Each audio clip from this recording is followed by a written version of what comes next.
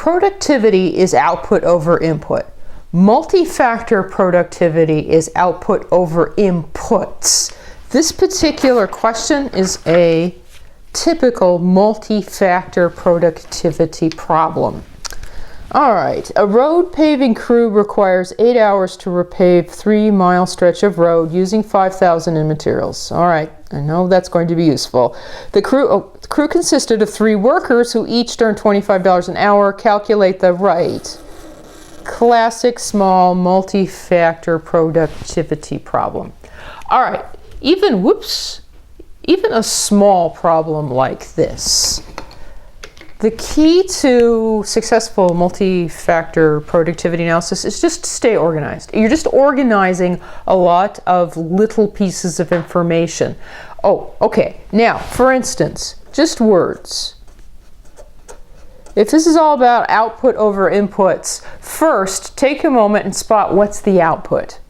Okay, well, what is it that they're making? What's the product that's they're repaving 3 miles of road. That's the output. All right, got it. 3 what? 3 miles of road. Now, with multi-factor measures, we should take this next part a little slower.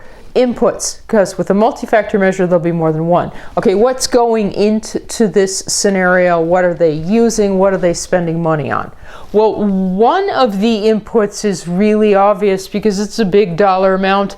It says using 5,000 in materials. Materials.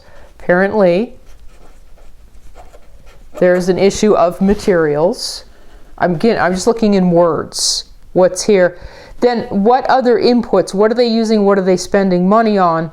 Everything else discussed here, 8 hours, 3 workers, $25 an hour, that is all concerning one other input.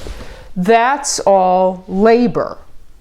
Oh, okay, so that's the other input. And I don't see anywhere in this small paragraph where they're talking about anything else they might also be spending money on, like, I don't know, equipment rental or something like that. Oh, okay, so I'm pretty sure that, yeah, for this small problem, my list is complete. Now it's just time to piece together the ratio. Okay, so the multi-factor measure, multi-factor productivity, that would be the 3 miles of road divided by the materials plus the labor. The only thing I need to remember piecing together denominator is if I'm going to say materials plus the labor, they both need to be in dollar amounts so that it's logical to add them up. And that's not hard for the case of the materials because that's all that we were given, right? It was just that there was $5,000 worth. Now, dollar amounts, what is it that we actually spent on payroll? What is the labor? What were we told? Well, 8 hours. Okay, except the crew consists of 3 workers. That's important also. And they each earn $25 an hour. There we go. That's everything that we need. Because right here, here's the labor. We're essentially calculating the payroll. Right? The materials plus the payroll. So, my reading on this is that this ratio reduces to 3, the miles of road, divided by 5,600. 600 being what they spent on the labor. Okay, so 3 divided by 5,600 comes out pretty small. 0.000536. Now, that is the multi-factor estimate of productivity. The thing about multi-factor measures is the number all by themselves very often fails to kind of have an intuitive interpretation, although you could try with this particular problem. What is this 0.000536? It is 0.000536 miles of road per dollar spent.